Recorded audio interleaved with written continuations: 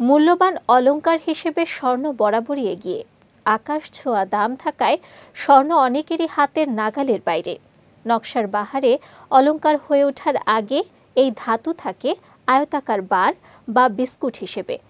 কিন্তু কেন স্বর্ণের বার অন্য আকৃতির না হয়ে শুধু আয়তাকার হয়ে থাকে?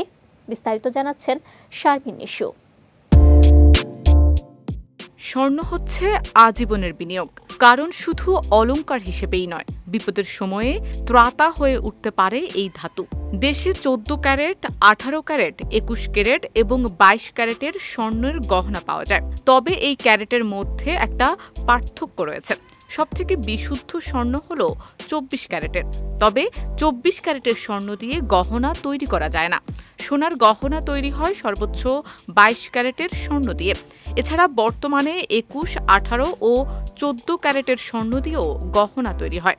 তবে স্বর্ণের বারগুলো সবসময় আয়তকারী কেন হয়? এর কারণ আসলে কি?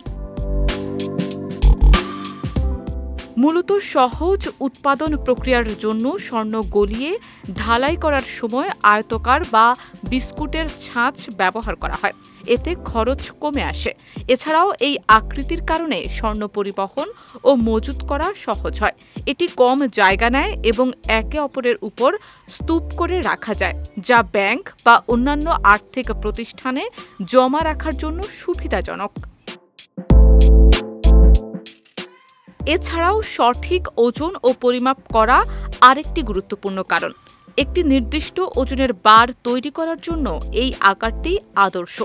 এটি বিনিয়োগকারীদের জন্য স্বর্ণের সঠিক পরিমাণ যাচাই করা সহজ করে তোলে, যা বিনিয়োগের নিরাপত্তা ও নির্ভরযোগ্যতা নিশ্চিত করে। ওয়ালটন এখন দেশের সীমানা পেরিয়ে পৌঁছে গিয়েছে 50টিরও বেশি দেশে। ওয়ালটন, ঘরে ঘরে, বিশ্বজুড়ে। অন্যদিকে আন্তর্জাতিকভাবে লেনদেনের জন্য আয়তাকার বার একটি আদর্শ আকার। এই আকারের বারগুলো সাধারণত একটি নির্দিষ্ট ওজনের হয় এবং এটি আন্তর্জাতিক মানের সঙ্গে সামঞ্জস্যপূর্ণ হওয়ার কারণে এগুলোকে আয়তাকার বা বিস্কুট আকারে রাখা হয়। শারমিন নিশু, বিজয় টিভি, নিউজ ডেস্ক।